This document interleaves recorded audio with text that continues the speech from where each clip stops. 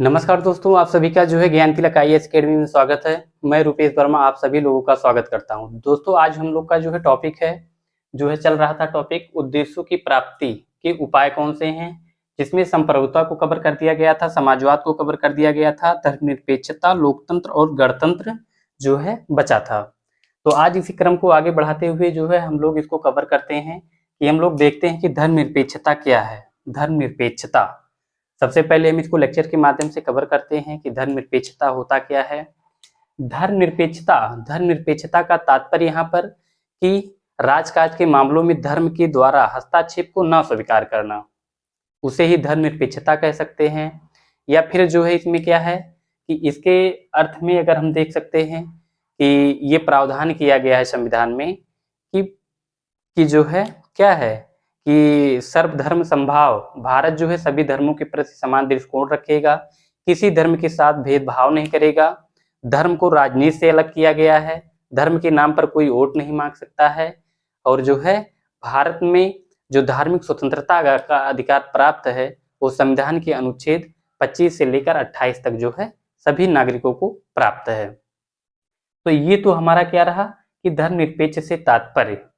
लेकिन अब हमको ये पढ़ना है कि धर्मनिरपेक्ष क्या होता है और जो है पंथ निरपेक्ष क्या होता है, इन दोनों में अंतर क्या होता है। सबसे पहले हम देखते हैं धर्मनिरपेक्ष क्या होता है। अभी इसको फिलहाल फ्लो चार्ट के माध्यम से जो है किया जाएगा। धर्मनिरपेक्ष का तात्पर्य होता है कि जो है अच्छे गुणों को धारण करना या धर्म को धारण करने के अर्थ से ही लिया गया है। जो व्यक्ति, जो नागरिक अच्छे गुणों को धारण करता है, जो अच्छे सद्गुण को धारण करता है, अच्छे नैतिक मूल्यों को समावेश करता है, उसी को ही जो है क्या कहते हैं, धर्म निक्षेप कहते हैं, निरपेक्ष कहते हैं। और जो है इसमें एक पॉइंट ये है कि गांधी जी के द्वारा कहा गया कि जो धर्म विहीन, नैतिक विहीन राजनीति नहीं राजनीतिक वेश्या होता है। ये कौन कहा है?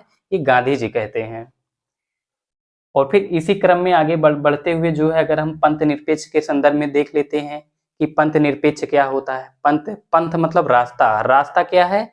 पंथ निरपेक्ष मतलब जो है ईश्वर तो एक है, लेकिन जो है इसको प्राप्ति का माध्यम क्या बताया गया है, इसमें अलग अलग है। जैसे क्या है, हिंदू धर्म, मुस्लिम धर्म, ईसाई धर्म। इसमें क्या है, हिंदू, मुस्लिम, सिख, ईसाई, ये सब क्या है, ये जो है अलग अलग अलग जो है क्या है, धर्म है। जैसे इसमें हम कहने का तात्पर्य हमारा ये है कि हिंदू धर्म, मुस्लिम धर्म, ईसाई धर्म। तो दोस्तों कहने का मतलब जो है इसमें क्या है, धर्म तो समान है, धर्म जो है इसमें तो समान है, लेकिन जो हिंदू है, जो मुस्लिम है, जो ईसाई है, जो जैन है, जो बौद्ध है, ये क्या है, ये एक तरीके से जो है अलग अलग हैं।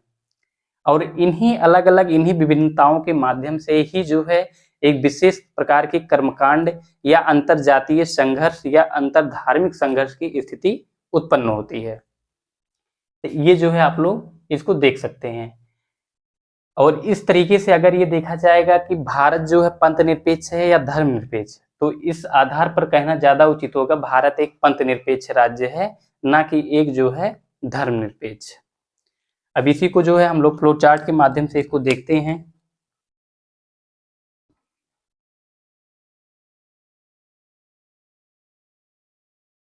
धर्मनिरपेक्ष,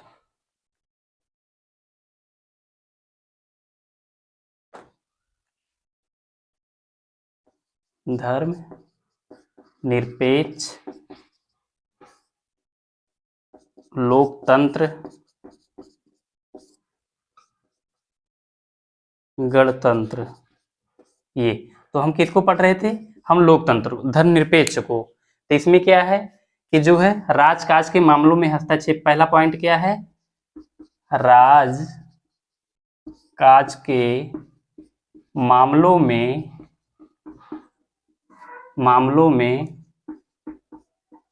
धर्म के हस्तक्षेप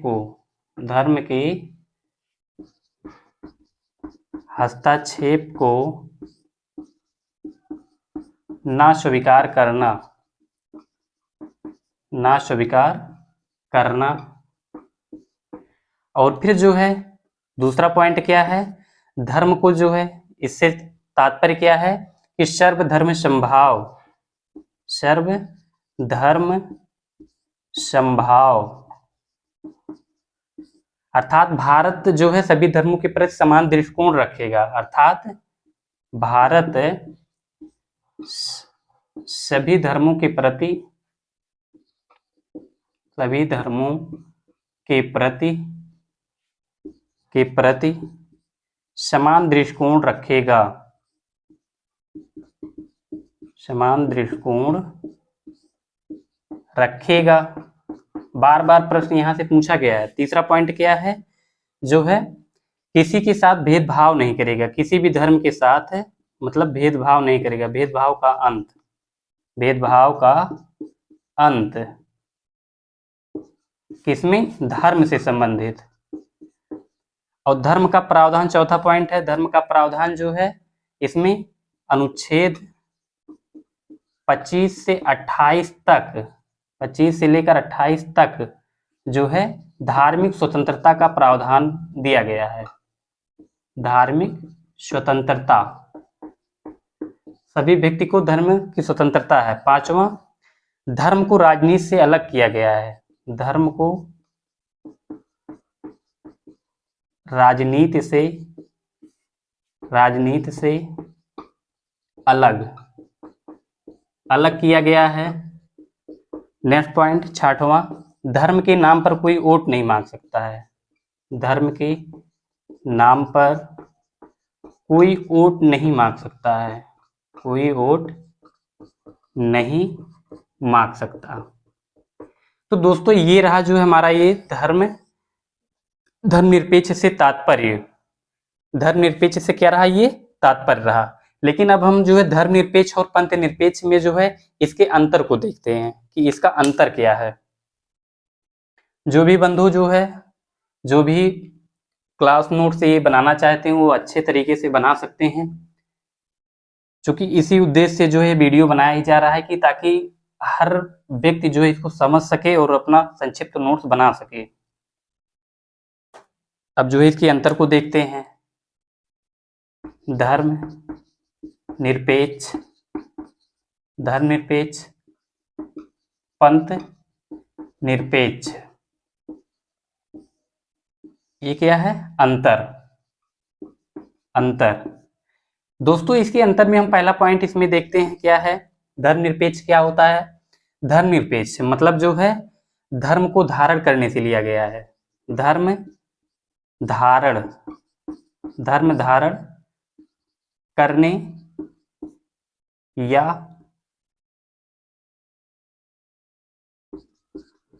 या सद्गुणों को धारण करना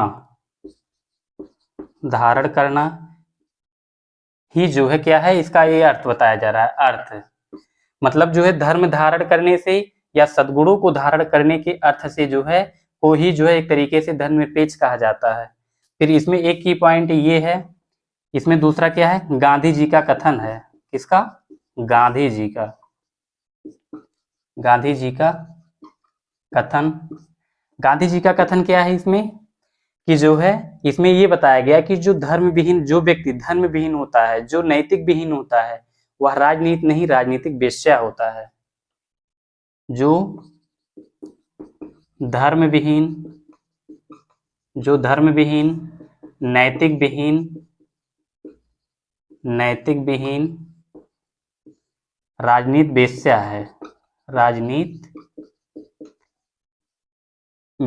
है, वेश्या है। क्यों ऐसा शब्द प्रयोग किया गया गांधी जी के द्वारा, इसलिए कि धर्म में जो है राजनीति में जो है अच्छे गुणों को धारण करने की आवश्यकता होती है, स्वच्छ राजनीति की आवश्यकता होती है। कोई व्यक्ति कोई राजनेता तभी एक स्वच्छ राजनेता बन सकता है जब वो धर्म युक्त हो और फिर जो है नैतिकता से युक्त हो, सद्गुणों से युक्त हो, वही जो है एक अच्छा राजनेता बन सकता है। तो यहाँ पर जो है क्या है कि राजनीति में स्वच्छ आचरण की आवश्यकता होती है, स्वच्छ आचरण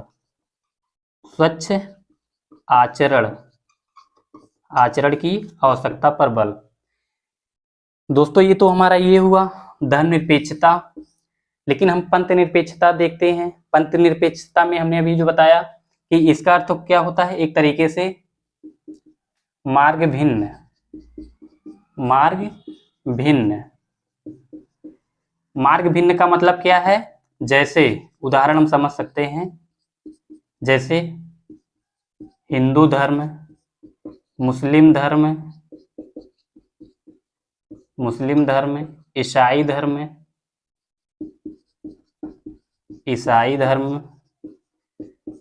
धर्म। तो इसमें कहने का मतलब यही है कि हिंदू धर्म, मुस्लिम धर्म, ईसाई धर्म, बौद्ध, जैन इत्यादि जो धर्म होते हैं, इसमें जो है जो धर्म होता है, क्या धर्म, धर्म तो समान है। धर्म क्या है, सभी धर्म समान है। धर्म के माध्यम से जो है कर्मकांड की स्थिति नहीं उत्पन्न होती, लेकिन जो हिंदू हैं, मुस्लिम हैं, ईसाई हैं, इन्हीं विशेष जातीय की वजह से जो है आंतरिक धार्मिक कलह की स्थिति, या कह सकते हैं कि इन्हीं कर्मकांडों की वजह से जो है संघर्ष की स्थिति उत्पन्न होती है। विशेष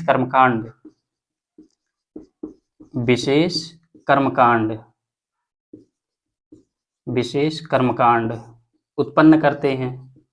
कौन उत्पन्न करता है, यही हिंदू, मुस्लिम और ईसाई, सिख, ये क्या करते हैं, ये विशेष प्रकार के कर्मकांड करते हैं। इन्हीं कर्मकांडों की वजह से जो है क्या होता है, अंतरजातीय झगड़ा या धार्मिक युद्ध होता है, धार्मिक संघर्ष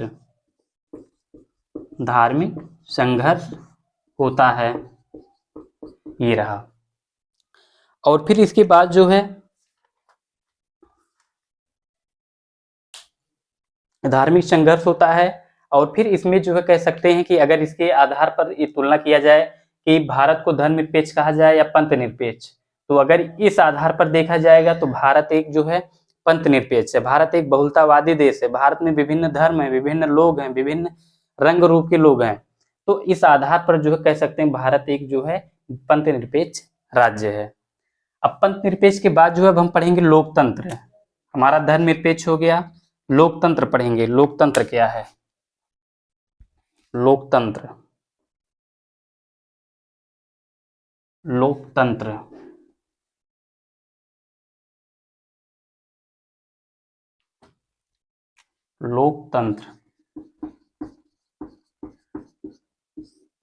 दोस्तों, लोकतंत्र, डेमोक्रेसी, ये क्या होता है, लोकतंत्र क्या होता है।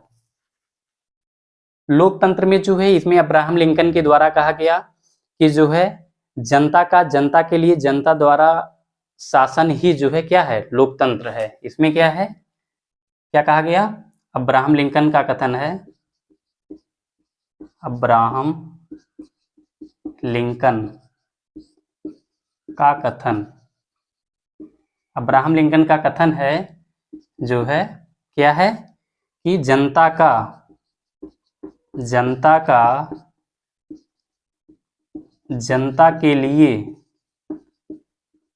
के लिए जनता द्वारा शासन ही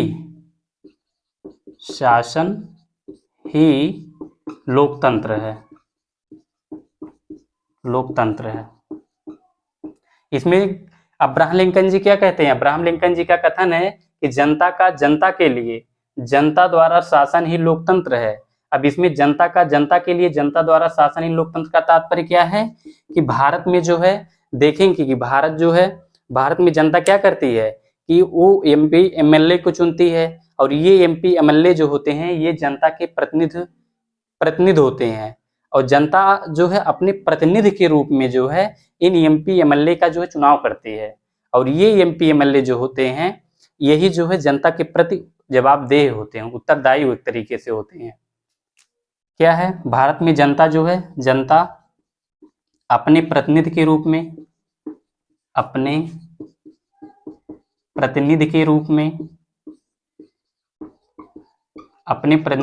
में एमपी एमएलए का चुनाव करती है, एमपी एमएलए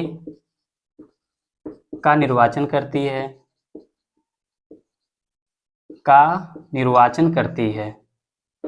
और यही एमपी एमएलए जो होते हैं जनता के प्रति जो है जवाबदेह होते हैं। जवाबदेह होते हैं। और यही जवाबदेहिता जो होती है जनता, यही एमपीएमएलए मतलब member of parliament, member legislative assembly, ये जो दोनों सदस्य होते हैं, ये जो जनता के प्रति जवाबदेह होते हैं, यही जवाबदेहिता ही जो है लोकतंत्र कहलाता है। क्या है? यही जवाबदेहिता ही लोकतंत्र कहलाता है। लोकतंत्र, लोकतंत्र।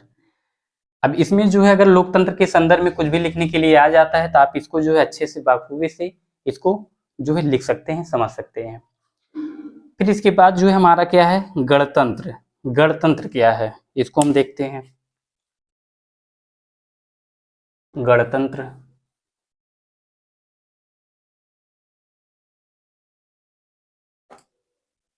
गणतंत्र, गणतंत्र क्या होता है दोस्तों? गणतंत्र, इसमें जो है गण का अर्थ भी जनता होता है। जैसे लोकतंत्र में भी, लोकतंत्र में क्या होता है? जनता का ही होता है। लेकिन इसमें भी इसका अर्थ क्या होता है? इसका अर्थ भी जो है जनता ही होता है, जनता होता है। लेकिन इसमें क्या होता है? गणतंत्र जो है, इसमें ये बताया गया कि सभी गणतंत्र लोकतंत्र हो सकते हैं, लेकिन सभी लोकतंत्र जो है गणतंत्र नहीं हो सकते। क्यों? क्योंकि जैसे लोकतंत्र है, एक तरीके से भारत का भी अपना लोकतंत्र है, पाकिस्तान का अपना एक लोकतंत्र है, अमेरिका का एक लोकतंत्र है, ब्रिटेन का लोकतंत्र है। लेकिन यहाँ पर जो है जो जनता का शासन होता है या जो राष्ट्राध्यक्ष का शासन होता है, ये अलग अलग प्रकार का होता है। इसमें हम जैसे देख सकते हैं उदाहरण के तौर पर जैसे इसमें कि जैसे ब्रिटेन है, ब्रिटेन का ले लेते हैं एग्जाम्पल, ब्रिटेन। जैसे इसमें ये कहा गया कि जो है जैसे जहां का, जिस देश का राष्ट्राध्यक्ष क्या है, जिस देश का राष्ट्राध्यक्ष, अगर मान लेते हैं ब्रिटेन में क्या है, ब्रिटेन का जो राष्ट्राध्यक्ष है वहां पर उनका चुनाव कैसे होता है? वहां पर जो है चुनाव नहीं होता, वहां पर बल्कि वंशानुगत होता है। कहने का तात्पर्य यहाँ पर यह है कि जहां का राष्ट्राध्यक्ष जो है वंशानुगत द्वारा चुना जाता है, या जो एक तरीके से कह सकते हैं कि वो प्रत्यक्ष और अप्रत्यक्ष से नहीं बल्कि वंशानुगत होता है, उसे क्या कहते हैं? उसे सीमित लोकतंत्र कहा जाता है। जहां का राष्ट्राध्यक्ष, जहां का राष्ट्राध्यक्ष वंशानुगत होता है। क्या होता है? वंशानुगत, पीढ़ी दर पीढ़ी चलता रहे, वंशानुगत होता है, उसे सीमित लोकतंत्र कहते हैं। क्या कहते हैं? उसे सीमित लोकतंत्र कहते हैं। सीमित लोकतंत्र कहते हैं।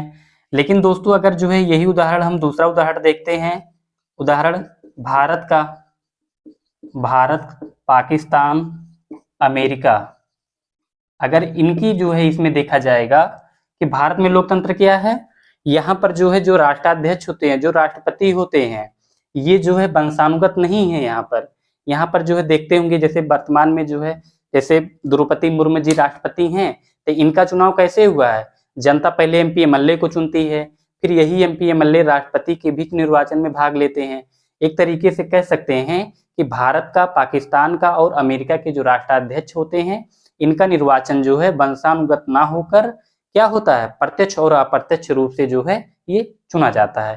तो इसे क्या कहते हैं? इसी को ही जो है एक तरीके से, इसी लोकतंत्र को ही गणतंत्र कहा जाता है। जहां का राष्ट्राध्यक्ष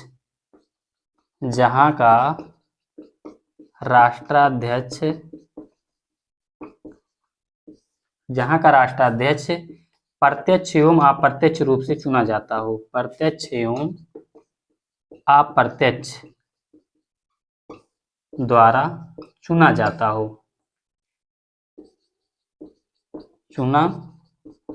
हो, उसे, उस लोकतंत्र को गणतंत्र कहते हैं। उस लोकतंत्र को गणतंत्र कहते हैं, गणतंत्र। तो इसमें अभी एक तरीके से हमारा निष्कर्ष क्या निकला? निष्कर्ष हमारा ये निकला कि यहाँ पर तो सीमित लोकतंत्र है, लोकतंत्र शब्द का प्रयोग यहाँ पर भी किया गया है, यहाँ पर भी, लेकिन सीमित शब्द का प्रयोग किया गया है। लेकिन अमेरिका और भारत और पाकिस्तान में क्या है? यहाँ पर क्या है कि राष्ट्राध्यक्ष जो है ये किसके द्वारा चुना जा रहा है? जो राष्ट्रपति होते हैं ये प्रत्यक्ष रूप से और अप्रत्यक्ष रूप से चुने जाते हैं। इसी को ही जो है, इस लोकतंत्र को ही गणतंत्र कहा जाता है। तो इसमें जो है देख सकते हैं। अगर इसमें गणतंत्र लिखने के लिए आ जाता है तो आप इसमें बखूबी से लिख सकते हैं कि गणतंत्र जो है उसे कहा जाता है। इसमें गणतंत्र का भी अर्थ एक तरीके से होता है कि जनता का ही शासन। लेकिन इसमें क्या होता है कि इसकी जो अर्थ हैं, इसकी जो प्रक्रियाएं हैं, इसकी जो व्यवस्थाएं हैं, विभिन्न विभिन्न देशों में अलग अलग प्रकार की पाई जाती हैं। जैसे हमने ब्रिटेन का भी बता दिया कि ब्रिटेन में जो राष्ट्राध्यक्ष होते हैं, इनका जो निर्वाचन होता है वो जो है वंशानुगत होता है, अर्थात इनका निर्वाचन प्रत्यक्ष और अप्रत्यक्ष नहीं होता है, बल्कि पीढ़ी दर जो है चलता रहता है।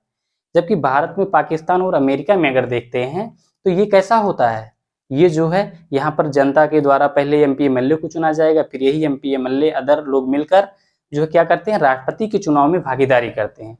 तो इसी लोकतंत्र को जो है क्या कहते हैं, वास्तविक लोकतंत्र कहा जाता है या गणतंत्र कहा जाता है। तो ये तो हमारा जो है ये गणतंत्र कंप्लीट हुआ। अब गणतंत्र के बाद जो है हमारा टॉपिक है,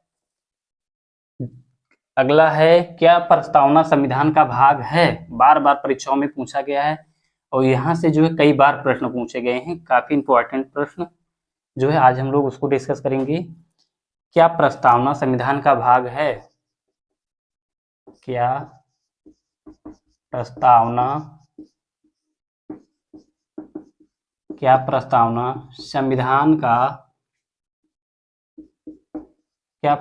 संविधान का भाग है?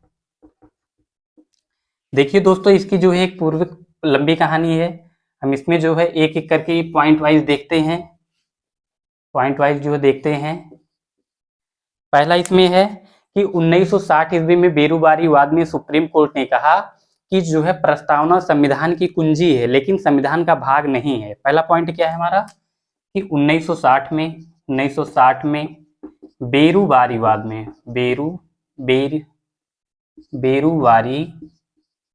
में सुप्रीम कोर्ट ने कहा कि प्रस्तावना संविधान की कुंजी है, संविधान की कुंजी है, भाग नहीं। ये तो पहला पॉइंट हुआ, ये 1960 में कहा गया। और दूसरा पॉइंट क्या है, दूसरे पॉइंट में ये कहा गया कि 1973 में केशवानंद वाद में जो है सुप्रीम कोर्ट ने डिसीजन दिया कि जो है प्रस्तावना संविधान का भाग है लेकिन प्रस्तावना जो है यह न्याय योग्य नहीं है। क्या है? 1973 में केशवानंद वाद में सुप्रीम कोर्ट ने कहा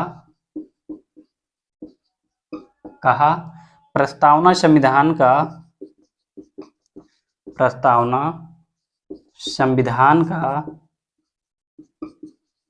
भाग है लेकिन प्रस्तावना न्याय योग्य नहीं है,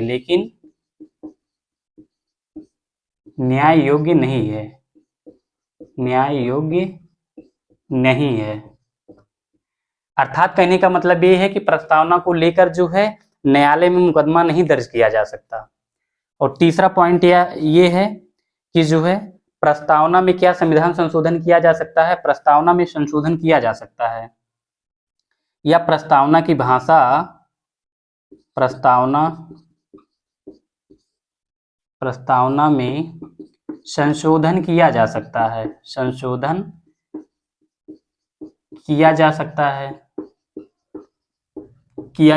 है। और फिर चौथा पॉइंट है, अगर प्रस्तावना की भाषा जो है, अगर प्रस्तावना की भाषा अस्पष्ट है, संशोधन किया जा सकता है। प्रस्तावना की भाषा सुप्रीम कोर्ट ने कहा कि अगर प्रस्तावना की भाषा अस्पष्ट है, मतलब क्लियर नहीं है, तो न्यायाधीश जो है प्रस्तावना का सहारा ले सकते हैं।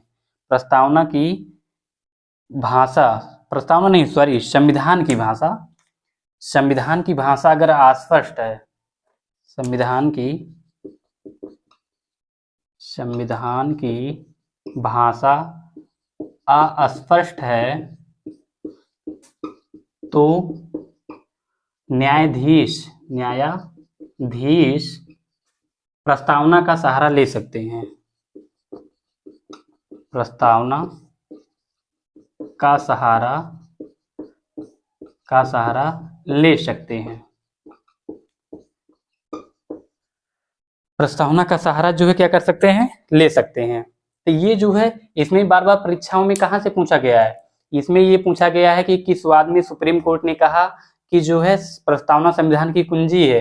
तब आपको जब पता रहेगा तब बता सकते हैं। हाँ, 1960 में बेरूवारी वाद में सुप्रीम कोर्ट के द्वारा डिसीजन दिया गया था कि प्रस्तावना संविधान की क्या है, ये कुंजी है लेकिन भाग नहीं है। फिर प्रस्तावना 1973 में केशवानंद भारती वाद में ये कहा गया कि जो है इसमें क्या डिसीजन आया सुप्रीम कोर्ट के द्वारा कि प्रस्तावना संविधान का भाग है लेकिन प्रस्तावना न्याय योग्य नहीं है, अर्थात इसको लेकर न्यायालय में मुकदमा नहीं दर्ज किया जा सकता। और फिर जो है इसमें न्याय योग्य नहीं बताया गया। अब इसमें प्रश्न कैसे पूछ सकता है कि प्रस्तावना जो है न्याय योग्य का निर्णय संविधान के जो है किस वाद में दिया गया सुप्रीम कोर्ट के द्वारा। और फिर इसमें ये कहा गया, पूछ सकता है प्रश्न कि क्या प्रस्तावना में संशोधन किया जा सकता है सरकार द्वारा, हाँ किया जा सकता है। और फिर संविधान की अगर भाषा जो है, और इसमें ये भी प्रश्न बन सकता है कि अगर संविधान की भाषा अस्पष्ट है तो क्या न्यायाधीश जो है प्रस्तावना का सहारा ले सकता है, हाँ जरूर ले सकता है। तो आपका ये 4 प्रश्न और एक तरीके से 4 पॉइंट भी जो है इससे कंप्लीट हुआ। और अगर देख सकते हैं तो प्रस्तावना में जो है सामाजिक आर्थिक राजनीतिक न्याय की समानता की बात की गई है, और जो है अवसर प्रतिष्ठा और जो है धर्म उपासना विचार अभिव्यक्ति धर्म उपासना की स्वतंत्रता की बात की गई है, एकता अखंडता और जो है इसकी बात की गई है। लेकिन दोस्तों एक पॉइंट सबसे महत्वपूर्ण है जो जिसे हम देख सकते हैं इसके प्रस्तावना के अंतर्गत कि 42वें संविधान संशोधन के द्वारा 1976 ईस्वी में प्रस्तावना में 3 जो है शब्द जोड़े गए थे। वो शब्द कौन से हैं, समाजवाद है, पंथ निरपेक्ष है और अखंडता है। यहाँ पर हम जो है लिख दे रहे हैं 5वां कि 1976 में 42वां संविधान संशोधन किया गया। 42वां संविधान संशोधन द्वारा अखंडता समाजवादी नीचे जो है समाजवादी है, फिर यहाँ पर लिख दे रहे हैं समाजवादी, पंथ निरपेक्ष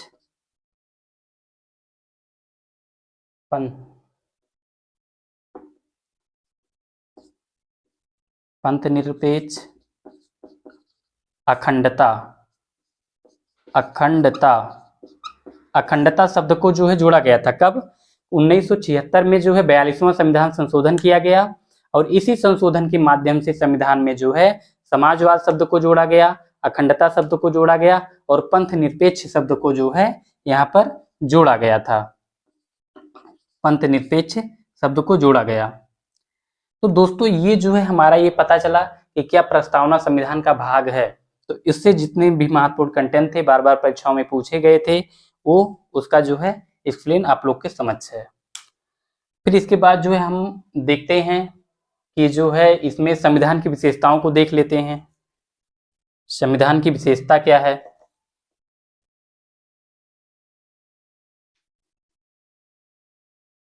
संविधान की विशेषता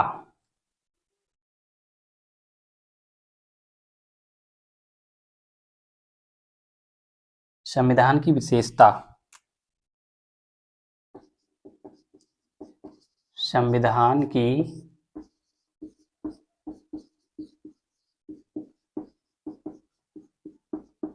संविधान की विशेषता दोस्तों, संविधान की विशेषताओं में पहला है विशाल संविधान।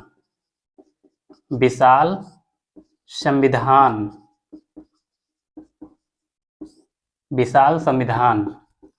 पहली विशेषता क्या है, विशाल संविधान। भारतीय संविधान को विशाल संविधान क्यों कहा जाता है, ये प्रश्न जो है बार बार पूछा गया है। विशाल संविधान जो है इसमें क्या है कि जैसे भारत में जो है एक तरीके से क्या है, केंद्र और राज्यों के लिए एक ही संविधान है, इसमें अलग अलग संविधान नहीं है। इसी कारण से जो है केंद्र और राज्य का एक ही संविधान होने के कारण भारतीय संविधान वृहद हो जाता है। इसमें 395 अनुच्छेद हैं। जैसे अगर मूल संविधान की बात किया जाए, इसको पॉइंट वाइज देख लेते हैं जो बार बार पूछा गया है कि विशेषता में केंद्र एवं राज्य का एक ही संविधान होना, एक ही संविधान होना, एक पॉइंट हो गया। दूसरा पॉइंट क्या है कि जो है मूल संविधान में, अगर मूल संविधान की बात किया जाए, मूल संविधान में 395 अनुच्छेद, 395 अनुच्छेद और फिर जो है 22 भाग 8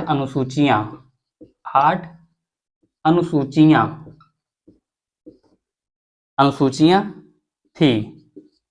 लेकिन अगर वर्तमान में देखा जाएगा, वर्तमान में क्या है, 395 अनुच्छेद है, 22 भाग है, 395 या ब्रैकेट में लिख देते हैं 470 अनुच्छेद, 470 अनुच्छेद हैं, 22 भाग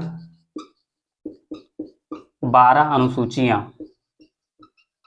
12 अनुसूचियां, यहाँ पर 12 अनुसूची है, यहाँ पर 8 अनुसूची, और यहाँ पर जो है 395 अनुच्छेद तो है ही, लेकिन इसके 395 अनुच्छेद के भी अनुच्छेद हैं।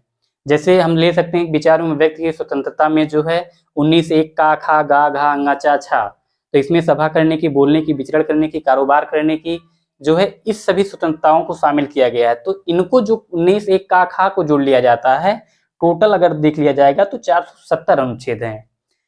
तो इस प्रकार जो है इसी तरीके से भारतीय संविधान जो होता है यह बृहद हो जाता है, इसीलिए भारतीय संविधान को जो एक तरीके से विशाल संविधान की भी संज्ञा दी जाती है। फिर इसके बाद जो है हमारा एक पॉइंट और आता है जो बार बार परीक्षाओं में पूछा गया है कि जैसे जेनिक्स का विचार है, इसमें जेनिक्स का,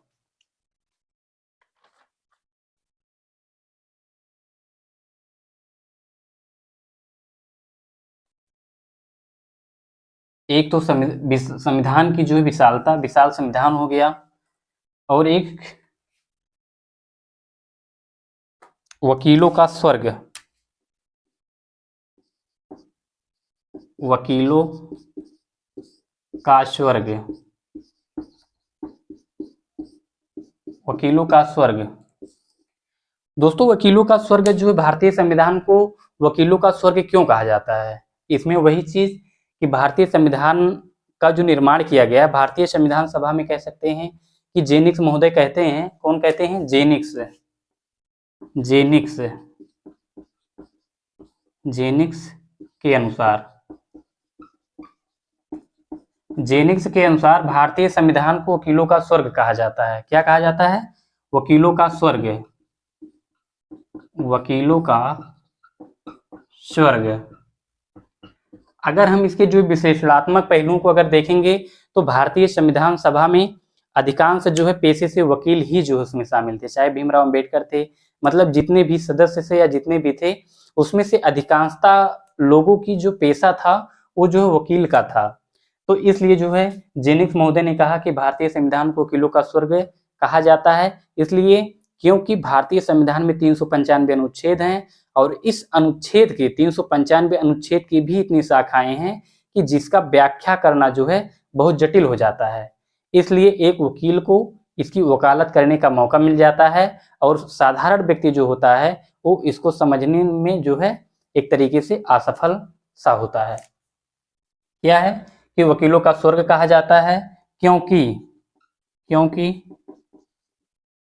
क्योंकि संविधान में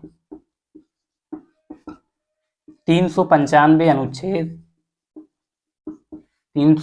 अनुच्छेद एवं इसकी शाखाएं हैं, एवं इतने निहितार्थ हैं, निहितार्थ का मतलब शाखा कह सकते हैं, शाखाएं हैं जिसके कारण वकीलों को वकालत करने का मौका मिल जाता है, जिसके कारण वकीलों को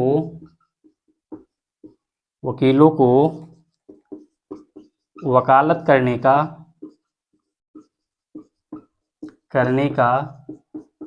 अवसर मिल जाता है, ये चीज। तो दोस्तों इस प्रकार जो है संविधान की विशेषता हो गया, एक विशाल संविधान हो गया, 100 वकीलों को जो है वकीलों का स्वर्ग। भारतीय संविधान को वकीलों का स्वर्ग क्यों कहा जाता है, जेनिक महोदय ने क्यों कहा? इसीलिए कहा कि जो है संविधान में 395 अनुच्छेद हैं और इसके इतने निहितार्थ हैं, मतलब इतनी शाखाएं हैं कि जिसके कारण वकीलों को जो है वकालत करने का अवसर मिल जाता है। इसीलिए जो है इसे संविधान का ये, और इसमें भी लिख सकते हैं कि भारतीय संविधान सभा में जो पेशे से अधिकांश लोग जो है वकील थे, इसलिए उनके द्वारा जो संविधान का निर्माण किया गया, ये भी एक कारण है। और दूसरा, भारतीय संविधान इसलिए बृहद हो जाता है क्योंकि भारतीय संविधान में विभिन्न देशों से अनेक चीजों को जो है ग्रहण किया गया है। जैसे हम ले सकते हैं कि संसदीय प्रणाली हो गया, या संसदीय प्रणाली हो गया, वित्त के समझ समानता हो गया, ये ब्रिटेन से लिया गया है। जबकि इसके अपोजिट में अगर अमेरिका से हम देख लेते हैं, अमेरिका से जो है मौलिक अधिकार लिया गया है, न्यायपालिका लिया गया है, न्यायिक पुनर्विलोकन लिया गया है, उपराष्ट्रपति का पद, ये कहाँ से लिया गया है? अमेरिका से लिया गया है। जबकि हम आयरलैंड से अगर बात करते हैं, आयरलैंड से क्या लिया गया है, वहां पर जो है नीति निर्देशक तत्व लिए गए हैं, बार बार परीक्षाओं में पूछा गया। यहाँ से जो है क्या है कि आयरलैंड हो गया, आयरलैंड से जो है नीति निर्देशक तत्व हो गए। 12 राज्यसभा में जो 12 सदस्यों का मनोनयन किया जाता है, ये आयरलैंड से ही लिया गया है। फिर संघात्मक शासन की अगर बात करते हैं तो 1935 के अधिनियम के द्वारा लिया गया है। और फिर जो है इसमें जैसे संविधान संशोधन जो है कहाँ से लिया गया है, या जो है अफ्रीका से, साउथ अफ्रीका से लिया गया है। आपात उपबंध कहाँ से लिया गया है? जर्मनी से लिया गया है। और फिर जो है यहाँ पर अगर इसी क्रम को आगे बढ़ाते हुए अगर हम इसका एक देखते हैं, फिलहाल इसका एक चार्ट टाइप का बना देते हैं, आप लोग इसको देख सकते हैं, समझ सकते हैं।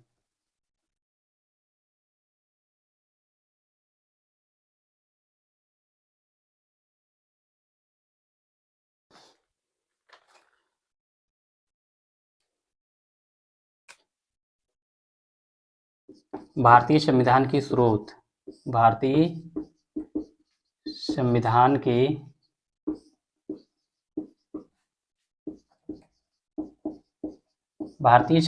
स्रोत, भारतीय संविधान की स्रोत क्या है? अब इनकी स्रोत के संदर्भ में भी हम लोग वही बात करेंगे।